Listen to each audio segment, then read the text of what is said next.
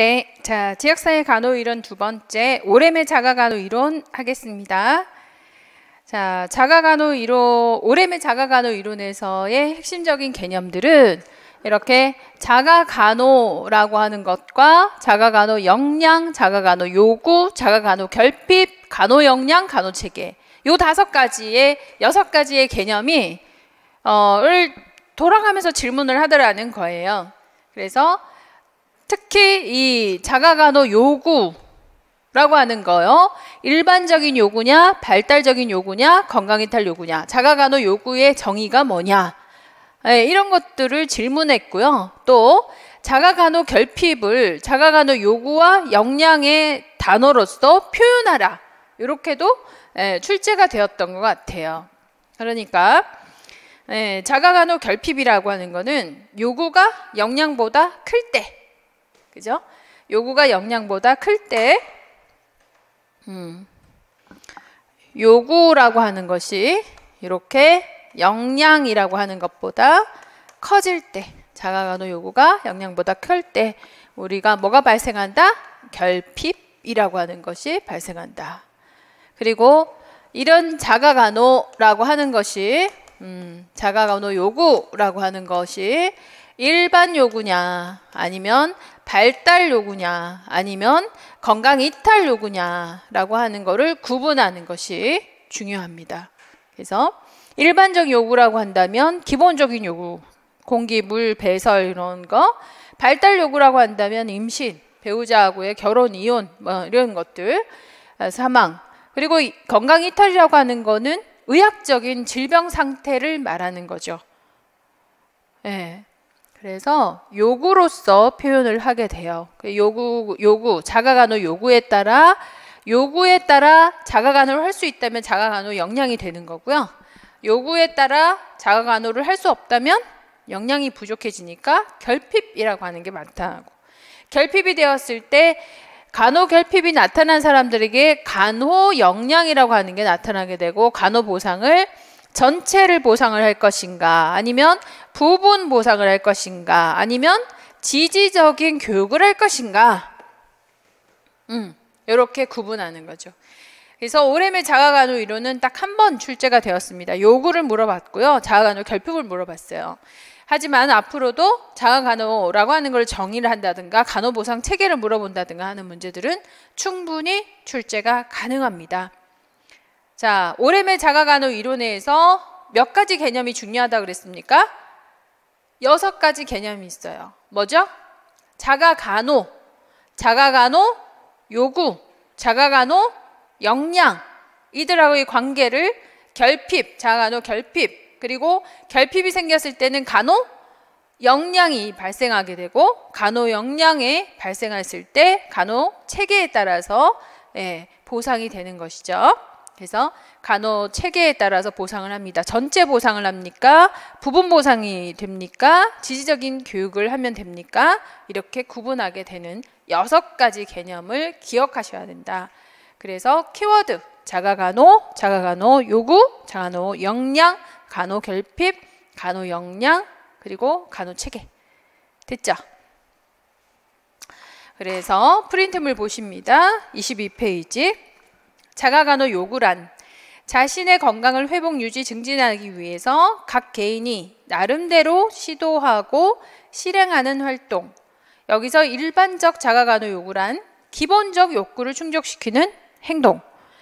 기본적인 욕구 안에 물, 음식, 배설 등은 이해하는데 어떤 걸 놓치느냐? 고립, 상호작용, 위험으로부터의 예방, 이런 것들도 일반적 자가간호 요구라고 하는 거예요. 그래서 일반적 자가간호 요구의 범위가 크다 작다 굉장히 넓죠. 그래서 너무 외로워요. 사람들을 만나지를 못해요. 이게 다 일반적 자가간호 요구라고 하는 거예요. 그리고 나는 고혈압을 약을 먹으라고 하는데 무슨 약이에요? 차를 잘 달여 마셔요. 민간요법에 의존하는 거죠.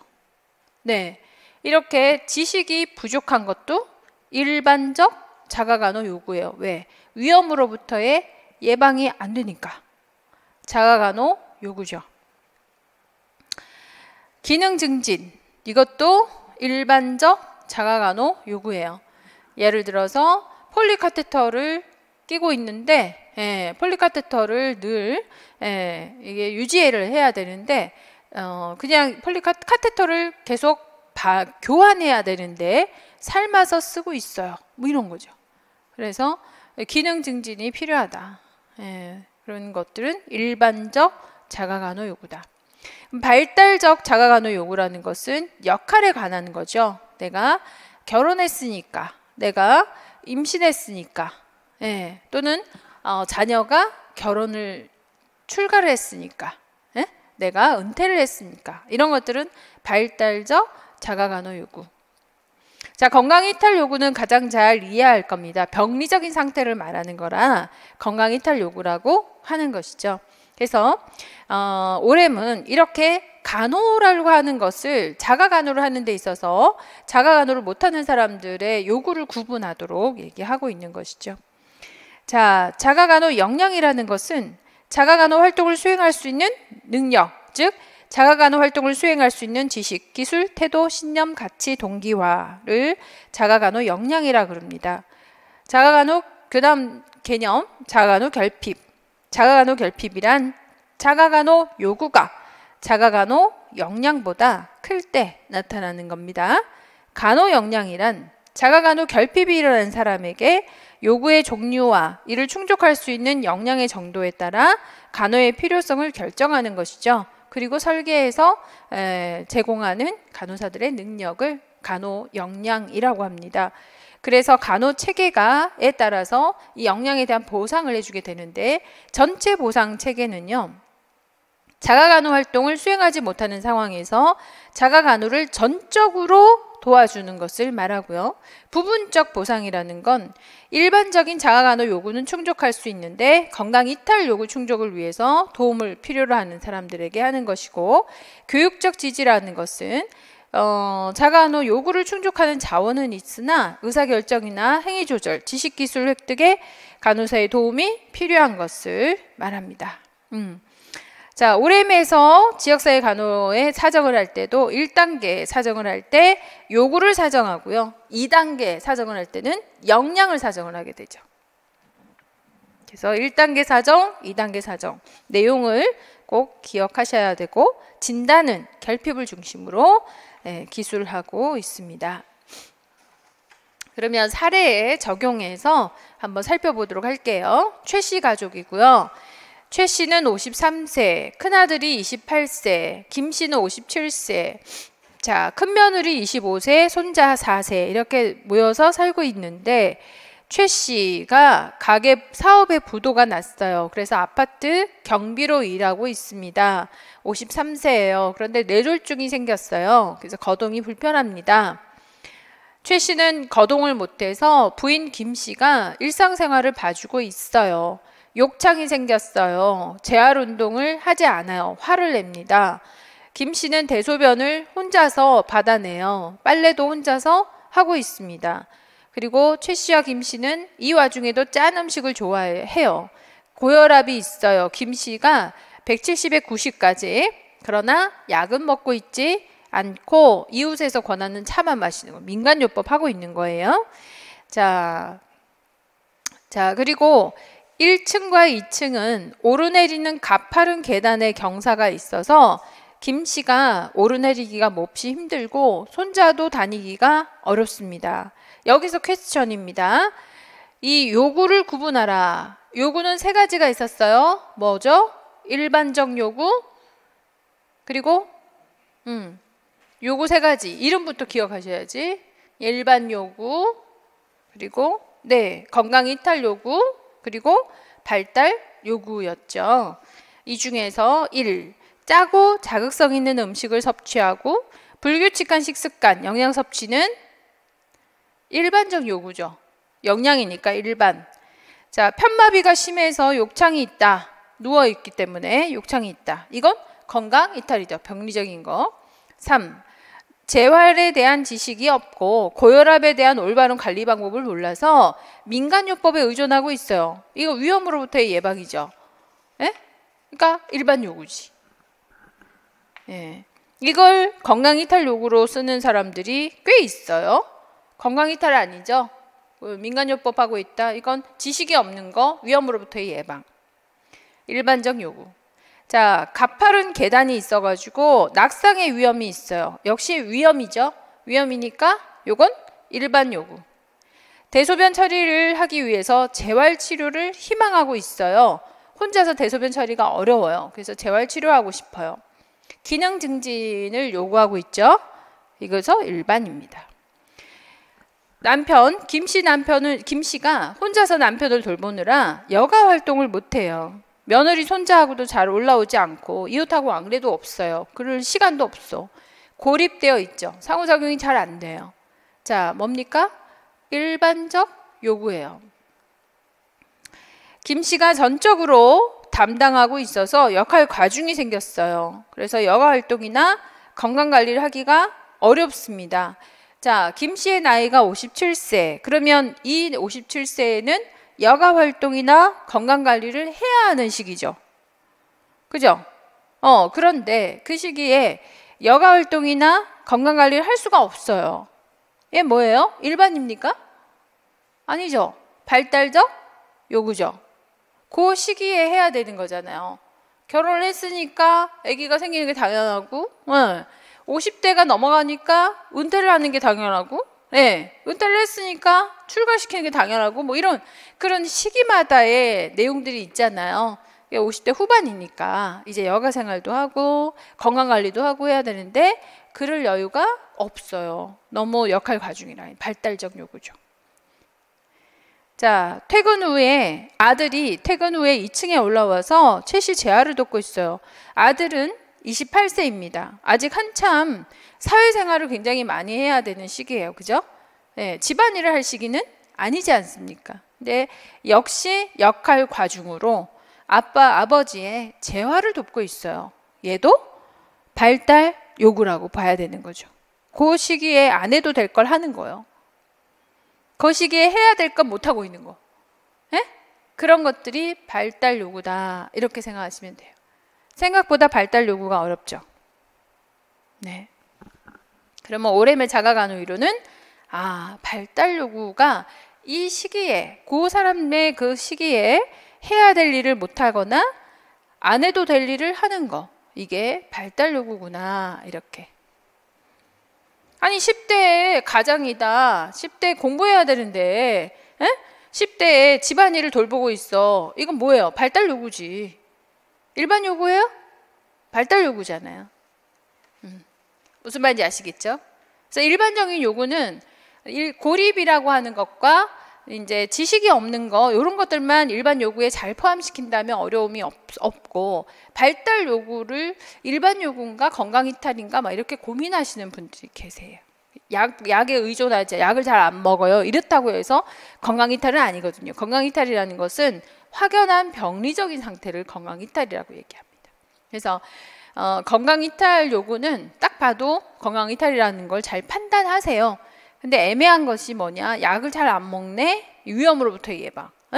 일반 요구. 역할 과중으로 굉장히 피곤해하네. 건강관리를 못하네. 여가생활을 못하네. 이거를 이제 일반 요구 이렇게 생각하는데 발달 요구 이렇게 되는 거죠. 자, 그러면 출제 문제는 어떻게 나왔을까? 2007년도에 한 번 출제가 되었습니다. 자, 한 번밖에 출제가 안 됐다라는 건 앞으로 출제 가능성을 매우 많이 갖고 있다라는 거죠. 출제를 한다면 6가지 개념 중에 질문을 할 수 있을 거예요. 그래서 6가지 개념만 어렵지 않습니다. 한 바닥이면 끝나는 거니까 백지노트 잘 활용하셔서 머릿속에 확 넣어 놓으시면 4분의 4점 받을 수 있는 내용이에요. 자, 다음에 요구의 유형을 구분하라 그랬습니다. 골절 부위에 심한 출혈로 의식장애를 받았어요. 의식장애가 있어요. 이 병리적인 거죠. 확연히 건강 이탈 요구입니다. 자, 두 번째, 운동 후에 발안으로 인해서 갈증이 생겼어요. 병리적인 상태예요? 병리적으로 변화가 왔나? 아니죠. 일반적인 거죠. 갈증 나는 거, 그럼 물 마시면 되는 거. 일반적 간호 요구죠. 초경이 됐어요. 그래서 어떻게 해야 될지를 모르겠어. 지식 부족. 부적절한 대처가 생겨버렸어. 그 시기에 누구나 고민하는 거잖아요. 초경 시기에. 그러면 이건 뭐다? 발달적 요구다. 시기별로 고민하는 것들을 하거나 부족하거나 못하거나 잘하거나 아니면 부족하거나 그 시기에서의 고민들은 발달적 요구라고 하는 거죠. 자, 그리고 간호결핍이라고 하는 것을 오렘의 두 가지 개념을 이용해서 설명해라 그랬어요. 그러면 간호 역량이 간호 요구를 충족하지 못할 때 간호결핍이 발생한다 이거겠죠, 그죠? 그런 형태로 출제가 되었습니다. 어렵지 않아요. 6개 개념을 잘 파악하시면 됩니다. 자, 세 번째 이론이에요. 지역사회 간호 이론의 마지막 로이의 적응 이론입니다. 자, 로이의 적응 이론.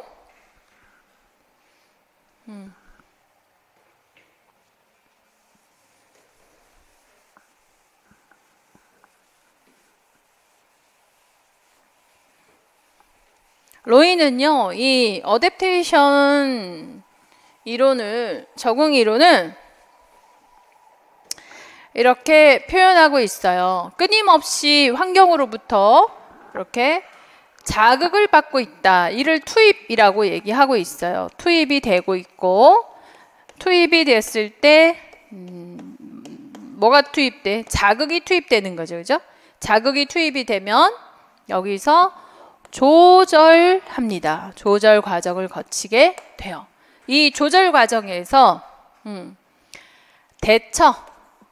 대처 기전을 활용을 하거나 또는 적응 양상을 보이거나 이렇게 적응 양상을 보이거나 이렇게 조절하는 거죠. 대처 기전을 활용을 한다면 조절하거나 인지하거나 대처를 할 때 조절하거나 인지하거나 조절이라는 것은 주로 생리적인 적응을 말하는 거고요. 생리적인 적응. 그리고 인지 기전으로 조절을 하게 된다면 자아 개념의 적응 양상을 활용하거나 또는 역할 기능의 적응 양상을 활용하거나 상호 의존의 적응 양상을 활용하거나 하게 되는 거예요. 이를 조절 과정이라 그래요. 그래서 대처 기전을 활용하거나 적응 양상으로 활용을 했을 때 결국은 마지막 산출 과정에서 산출은 두 가지의 적응이 나타나요. 확실히 어댑테이션, 적응 반응이 나타나거나 아니면 비적응을 뭐라고 표현하고 있습니까? 비효율적 반응이다 라고 표현을 하고 있는 것이죠. 비효율적인 반응이다 이렇게 얘기를 하고 있어요. 예. 이래서 비효율적 반응, 산출 과정에서 적응이 아니라 비효율적 반응이 나타난다면 다시 자극으로 피드백이 되겠죠. 자극이 온다면 이 자극은 세 가지. 초점 자극인가 아니면 연관 자극인가 아니면 잔여 자극인가 이렇게 질문하고 있어요. 그래서 모든 스트레스가 투입될 때는 초점 자극, 연관 자극, 잔여 자극으로 투입이 되는 거죠. 이거는 로이의 언어로서 표현이 돼야 되기 때문에 우리가 이 스트레스를 초점, 연관, 잔여로서 구분할 수 있으셔야 되는 거예요. 스트레스를 뭐라고 표현했어요? 자극으로 표현했거든요. 자극으로 표현했다고. 스티뮬리로 표현을 했기 때문에 초점 자극, 연관 자극, 잔여 자극 그리고 조절 기전, 인지 기전이라고 하는 대처 기전을 활용을 해서 적응 양상에 영향을 줘요. 생리적인 적응, 자아 개념 적응, 역할 적응, 상호작용 적응. 자, 출제는 어떻게 됐을까? 로이의 적응 이론은 3번 출제가 되었어요. 임용해서 출제되었을 때 자극을 물어보거나 아니면 적응 양상을 물어봤죠. 그리고 다음번에 출제를 했을 때는 인지 기전을 정의하라 그랬어요. 제일 못 썼던 게 인지 기전을 정의하는 걸 못 썼어요. 자, 투입이 됐고 조절 과정을 거쳐서 산출 과정에서 비효율적인 반응과 적응이라고 하는 것도 출제하겠지. 이래서 로이의 적응 이론은 사실 이 로이의 적응 이론은요.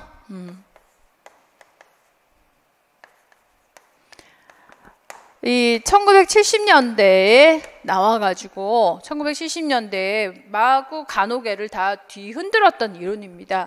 왜냐하면 우리의 모든 관점이 신체, 병리 이런 것들에만 관심을 가졌던 건강이었기 때문에 이 건강의 개념에서 대처기전과 그리고 적응, 양상이라고 하는 것으로 이 적응을 잘만 한다면 사회적으로 그래서 적응을 잘한다 역할이라든가 아니면 자아 개념이라든가 아니면 상호작용이라든가 하는 것까지 이게 다 뭐예요? 정신적인 것과 사회적인 개념까지 끌고 들어온 거죠. 그래서 생리적인 적응 양상은 물론이고 신체 병리적인 건강에만 집중하고 있었던 부분에서 생리적인 부분을 포함을 해서 역할, 자아, 상호작용까지 적응하는 것을 강조하게 됐거든요. 그래서 정신적인 건강, 사회적인 건강, 그 건강의 개념의 폭을 엄청나게 확대시킨 학자가 로이예요. 그래서 건강이라는 건 신체적인 건강뿐만이 아니라 정신적인 건강, 사회적인 건강까지 건강해야 된다라고 해서 건강의 폭을 확 열어버린 그런 이제 장본인인 거죠. 그래서 이 개념은 50년대에 나왔지만 70년대 이 개념들이 엄청나게 활성화가 되면서 로이의 적응 이론을 적응이 잘 됐다, 적응이 잘 되거나 비효율적이다 이렇게 결론이 나고 비효율적이면 다시 적응이라는 과정에다가 자극이라고 하는 형태로 투입을 시켜가지고서 다시 리셋 시키는 거죠. 리셋 시키려고 그러면은 대처 기전을 활용하거나 적응 양상을 활용하면 된다. 대처 기전에는 두 가지가 있어요. 뭐가 있나요? 조절 기전과 인지 기전. 자, 로이는 조절 기전을 강조하고 싶었을까요? 인지 기전을 강조하고 싶었을까? 인지 기전을 강조하고 싶었겠지. 야, 감염병이 도는 건 감염병이 딱 왔어. 그러면 설사를 안 하기 위해서 설사를 덜 하기 위해서 부드러운 음식 죽 먹으라. 이게 더 중요한 게 아니야. 손 씻어야지. 이게 더 중요하다. 물 끓여 먹어야지. 그게 더 중요한 거야. 소독해야지. 그 개념이 더 중요한 거야. 이렇게 대처 기전을 활용해라. 그죠? 비효율적인 반응이 나와서 설사 나왔단 말이에요. 설사. 감염병 생겨가지고 설사. 그러면 다시 자극이 돼서 어떤 자극이에요? 초점 자극인가요? 아니면 잔여 자극인가요? 아니면 관련 자극인가요? 자, 잔여 자극 태도에 문제가 있나? 신념에 문제가 있나? 그럴 수 있죠. 자, 중국 사람들이 잘 안 씻어요. 중국인들의 대부분의 옷을 보면 여기가 새까매. 여기 소매가 새까매요. 여기가 이렇게 트실트실해. 안 씻어갖고. 왜 이렇게 안 씻을까요? 부모에게 받아낸 모든 그 어떤 피부의 신체적인 것들은 떨어져 나가는 순간에 복이 떨어진다고 생각해. 신념이잖아요. 그 신념 때문에 안 씻어요. 그들을 이해해줘야 돼. 그들은 그게 복 나간다고 생각하니까 복에 너무 미쳐 있어가지고 잔여 자극 때문에 감염병이 많이 생기는 거예요. 근데 아이러니하게도 이 사람들은 그렇게 잘 안 씻어서 항체가 엄청나게 많아요. 그래서 그들이 못 견뎌내는 항체 있죠. 못 견뎌내는 항원이 들어왔을 때는 전 세계는 다 싹쓸이 되는 거지. 그래서 항상 중국에서 먼저 많이 생겨가지고 전 세계에 퍼뜨리는 그런 역할을 많이 해요. 그건 중국인들이 그 면역력이 너무 강하기 때문에 중국에서 면역이 해결이 안 되면 다른 데 오면 다 싹쓸이 되는 그런 학설이 있어요. 이해 가시지? 그거는 이게 초점 자극이 아니라 잔여 자극인 거예요. 그리고 초점 자극도 아니고 병리적인 것도 아니고 태도도 아니면 그 외에는 모두 관련 자극이다, 연관 자극이다 이렇게 표현을 하는 거죠. 그래서 연관 자극은 자극 개념이 좀 쉬운데 잔여 자극만 구분한다면 연관 자극은 구분되겠지. 자극이 와서 조절합니다. 인지기전, 조절기전. 그리고 적응의 양상에서 생리적인 적응 양상, 또 자아, 개념, 적응 양상, 또 역할, 기능, 적응 양상, 상호, 의존, 적응 양상. 이 자아 개념에는 신체적인 자아가 있고요. 개인적인 자아가 있다. 자, 이것도 출제가 되었습니다. 주로 신체적인 자아를 질문할까? 개인적인 자아를 질문할까? 개인적인 자아를 질문하겠지. 대처 기전에서 조절 기전을 물어볼까? 인지 기전을 물어볼까? 인지 기전을 물어보겠지. 자극에서 초점, 잔여, 관련 자극 중에서 주로 뭘 물어볼까? 잔여 자극이나 관련 자극을 자주 물어보겠지. 안 그래요? 로이가 제시했던 게 뭔데? 건강은 신체적인 것뿐만이 아니라 정신, 사회적인 건강도 엄청나게 중요하다. 이것이 엄청나게 자극이 돼서 다시 투입이 될 거다. 이런 인지적인 것이 제대로 해결되지 않았을 때 비효율적인 반응이 나타나고, 비효율적인 반응이 나타나면 다시 자극의 형태로서 이 간호중재를 하게 될 거다라고 얘기하는 거예요. 그래서 출제도 포인트가 잔여, 관련 자극, 인지 기전, 그리고 자아 개념, 역할 기능, 상호 의존의 양상. 이 부분들이 생리적인 것보다는 훨씬 더 많이 출제를 하는 거예요. 출제 포인트들인 거지. 무슨 말인지 아시겠어요? 네. 너무 당연한 거 아니야? 이렇게 조금 더 분석적으로 나가게 되면 훨씬 더 여러분들이 공부하기가 수월해요. 모든 분야에서 분석적으로 전략을 세운다면 공부하는 분량을 훨씬 더 많이 줄여줄 수 있다. 제가 제일 잘하는 거잖아요. 여러분들의 공부 분량을 줄여주는 거. 그렇지만 적중력은 굉장히 높아지는 거. 그런 부분들이 필요하지. 자, 로이의 적응 이론에서 우리가 꼭 기억해야 되는 건, 자, 25페이지겠죠. 자극에는 초점 자극, 즉각적이고 직접적인 사건, 그 다음 관련 자극이란 초점 자극 외에 다른 모든 자극, 피곤, 소화불량, 우울 등 잔여 자극이란 측정되기 어려운 신념, 태도, 개인의 성품. 대처 기전에서 조절 기전이란 자율신경계 반응, 호르몬계 반응, 정신신체 반응들, 자극이 투입됐을 때의 반응들, 자율신경계 반응. 자, 인지 기전이란 자극이 투입되었을 때 인지적인 정보 처리 과정, 주의 집중 기억, 학습, 모방 강화, 판단, 정서 과정을 통해서 나타나는 심리적인, 사회적인 반응 기전이다. 요걸 정의하시오가 출제가 되었습니다. 그리고 적응의 양상이라는 건 생리적인 양상, 자아 개념 양상, 역할 기능 양상, 상호 의존 양상인데, 자아 개념 양상이란 신체적인 자아와 개인적인 자아.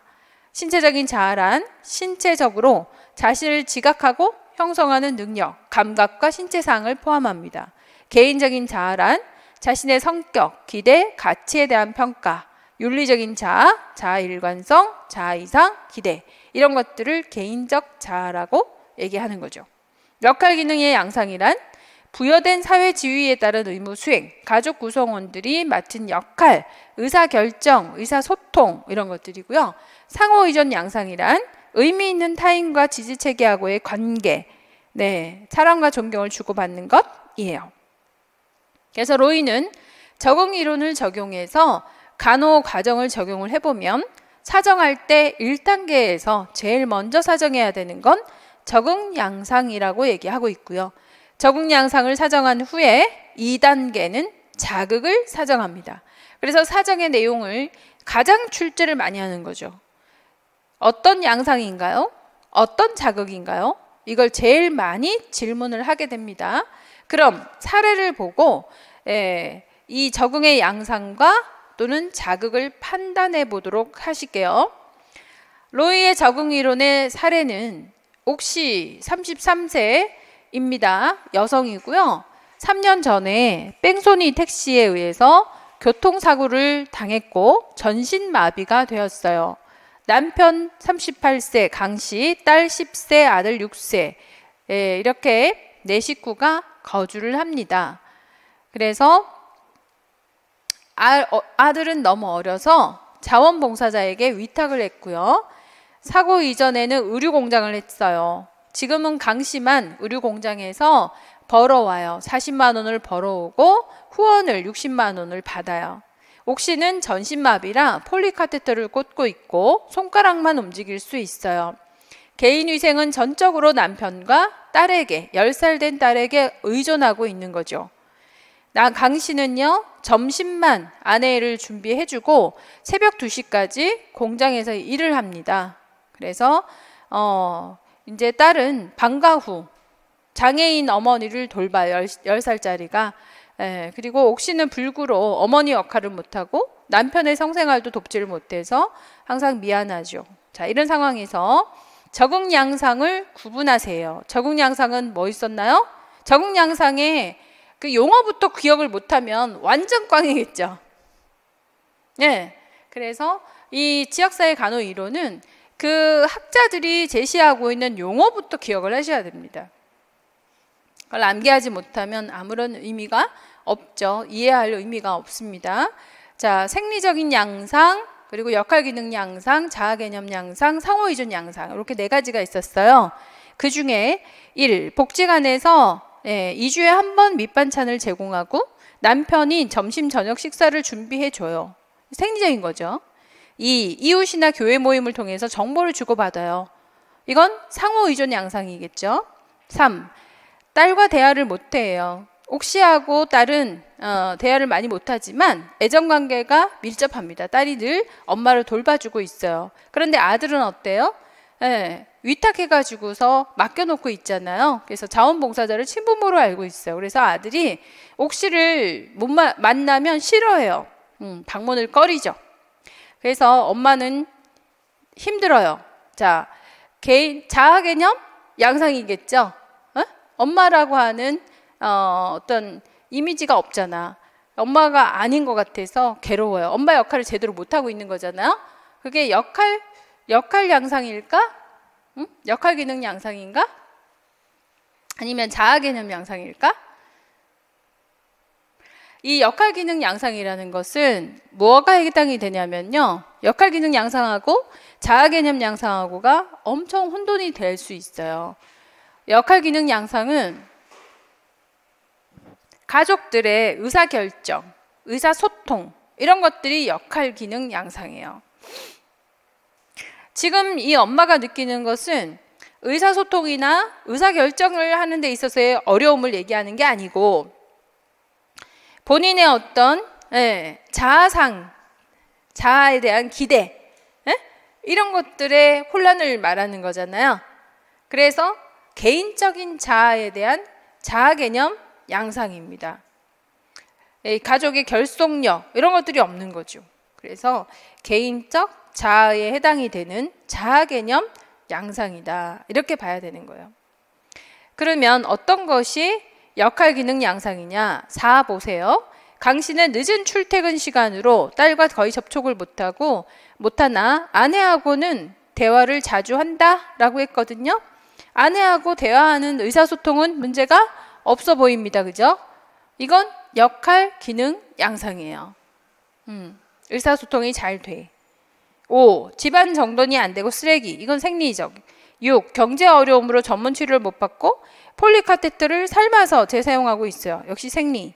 7. 역할 부담이 커가지고 강씨 남편입니다. 직장에, 가사에, 살림에, 간병에, 딸 돌봄에 역할 부담이 커요. 그래서 스트레스를 많이 받고 있습니다. 이건 역할 기능 양상일까요? 아까 역할 기능 양상이 뭐라고 그랬죠? 이 역할이라고 하는 게 또 어디서 나왔나요? 이 다른 이론에서도 역할이라고 하는 것들이 나오다 보니까 혼돈될 수 있거든요. 의사소통. 여기서 로이의 역할 기능 양상에는 의사결정, 가족 구성원의 역할, 의사소통 이런 것들이, 그러니까 의무 있죠. 지위에 따른 의무. 이게 역할 기능 양상이에요. 근데 여기서는 스트레스를 많이 받고 있다. 역할 부담이 커서까지가 아니고 스트레스를 많이 받고 있다. 이거예요. 이거. 그래서 휴식에 대한 욕구가 커지는 걸로 봐서 이건 생리적인 양상이다. 이렇게 판단이 됩니다. 8. 강 씨는 가장으로 가정의 책임을 위해서 새벽 2시까지 일해요. 이게 뭐겠어요? 역할 기능 양상이죠. 지위에 따른 의무 수행. 7번과 8번의 차이를 감지하셨으면 좋겠습니다. 그 다음 이웃 장애인 단체 교회 모임을 통해 정보를 주고받아요. 교회 모임이니까 상호 의존이겠지. 천주교를 믿고 정신적인 영적인 지지를 종교가 지지가 되고 있다. 이건 이제 그래서 혹시는 환자로서 의존적 경향을 보인다. 주변 사람들에게 의존적인 경향을 보인다. 자, 의존이라 그랬어요. 그래서 이게 역시 자아에 대한 어떤 평가, 의존적이다. 응? 자아 개념 양상 중에서도 뭔 것 같아? 개인적 자아에 해당이 되겠지. 복지관으로부터 의료 혜택을 제공받고 자원봉사자하고 연결돼 있다. 이건 상호 의존 양상이겠죠. 자, 이렇게 해서 양상 구분했고요. 퀘스천 두 번째. 자극의 유형을 구분하세요. 그랬어요. 요도가는 삶아 쓰고 소변백은 물에 씻어가지고 재활용하고 있다. 자, 초점 자극 아니죠. 잔여 자극도 아니죠. 그럼 연관 자극이에요. 폐기해야 되는 의료 소모품을 아깝게 생각하고 있다. 아깝다. 태도잖아요. 잔여 자극이죠. 식이 조절을 하지 않아서 하복부 비만이 심하다. 자, 초점 자극 아니잖아요. 연관 자극, 잔여 자극 아니죠. 연관 자극이죠. 비만입니다. 식이 조절을 의지가 없대. 의지가 없다. 가치 신념이죠. 잔여 자극이지. 재활 침대에서 현기증으로 순간적인 의식 소실이 되는 게 두려워서 침대 생활, 재활 침대를 꺼리고 있다. 꺼린다. 두렵다. 잔여 자극이죠. 네.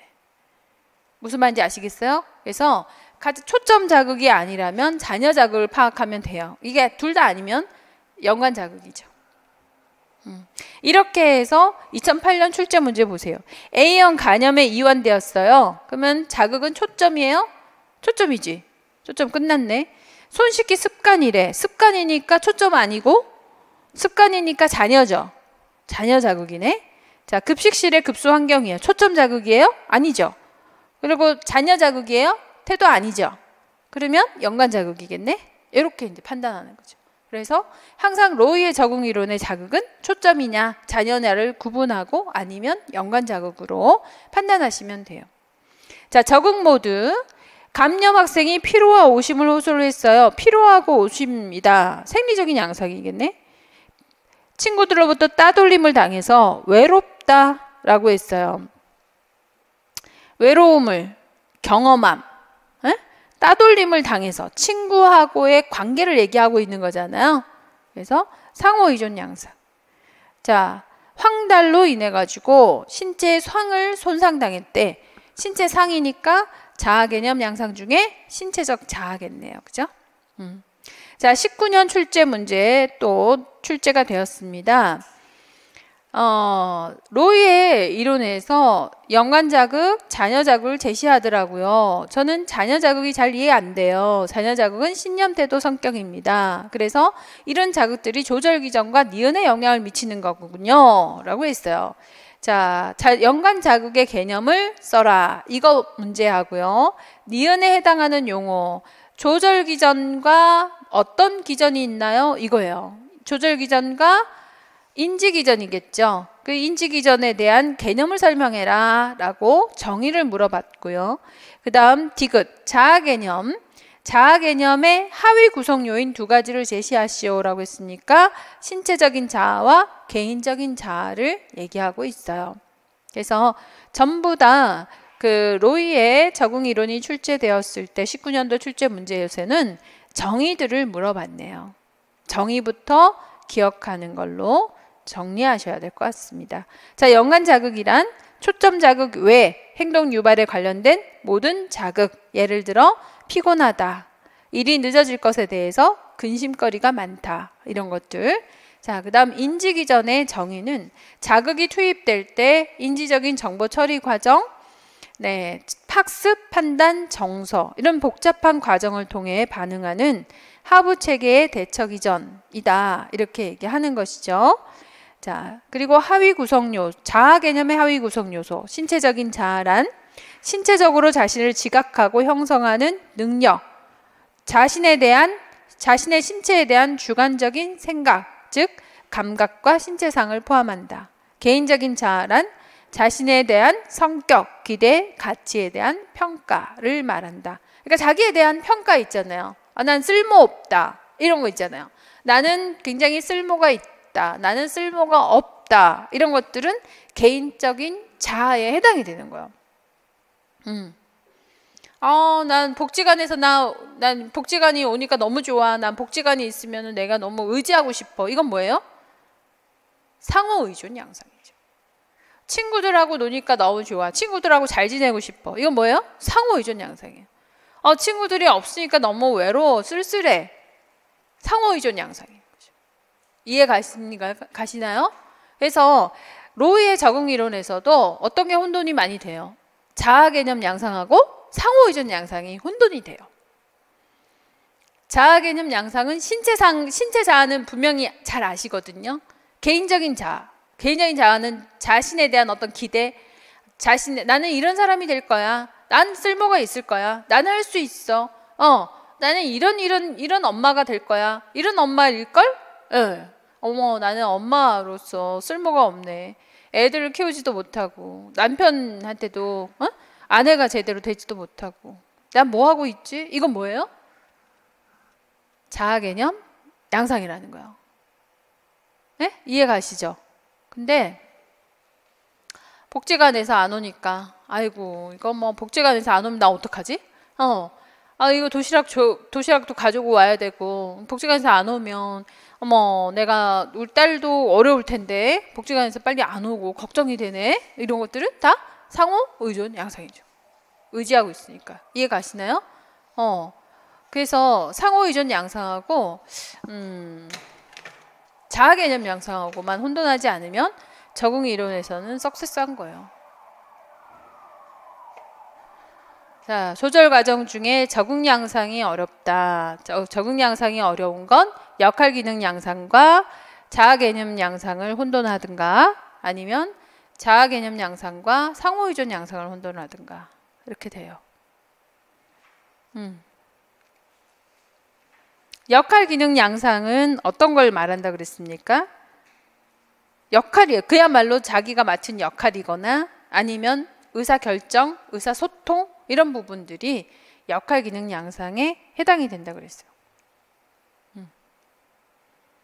상호 의존 양상은 의지하는 거예요. 누군가가 있어야지 외롭지 않고, 누군가가 있어야지 내가 뭘 할 수 있고 하는 것도 있죠. 누군가와 함께 이런 것들이 포함이 되는 건 상호 의존 양상이에요.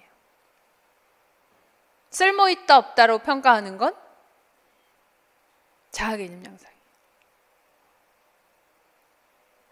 그 세 가지 어려워서 적응 양상이 출제 많이 되고 많이 틀려요.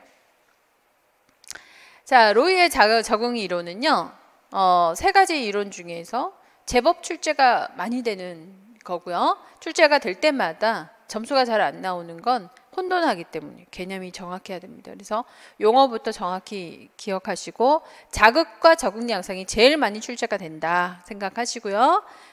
자극이 왔어요. 그러면 대처 기전을 돌립니다. 조절 기전이나 인지 기전을 돌려요. 자, 여기서부터 오네. 자극이 왔어. 대처 기전 돌립니다. 조절 기전을 돌리거나 인지 기전을 돌려요. 이렇게 해서 적응 양상, 생리적인 양상, 그다음에 자아 개념 양상, 역할 기능 양상, 상호 의존 양상 중에 적응을 하죠. 이렇게 적응이 잘 되면 적응 반응이 나타나거나, 적응이 잘 안 되면 비효율적인 반응이 나타나면 다시 자극이 되어서 스트레스 투입이 되는 거다. 이렇게 정리합니다. 자, 여기까지가 지역사회 간호 이론들이었어요. 오늘 지역사회 기획 모형 했어요. 기획 모형 3가지 정리했고요. 지역사회 간호 이론, 뉴만의 건강관리 체계 이론, 오렘의 자가간호 이론, 그리고 로이의 적응 이론, 이렇게 정리를 해봤어요. 전체적으로 지금쯤에는 한 번쯤 성인간호학까지 기본 이론서를 진행을 했기 때문에요. 지금 5월달이잖아요. 이제 5월달이 접어들어서 한번 지나간 지역사회 간호를 한번 정리하고 가면 아주 좋은데, 이렇게 이론에 대한 요점들로 정리를 하고 간다면 상당히 많이 도움이 될 거라 생각이 들어요. 그리고 이제 다음 시간에는 건강 증진 이론들 정리를 해드릴 겁니다. 이렇게 이제 복습하는 과정에서 한 번씩 다져줘야 되는 거, 아주 중요한 개념들 있죠? 이런 것들을 특강해서 다루어 드릴 테니까 같이 진행해 나가면서 요점들, 그리고 한 번쯤 강점들, 이런 강조되는 점, 이런 것들을 짚고 넘어간다면 어려움이 없을 거라 생각이 들어요. 자, 7월달 준비를 위해서 다 같이 화이팅! 올해도 합격 전략 잘 세워보도록 합시다. 네, 수고하셨습니다. 네.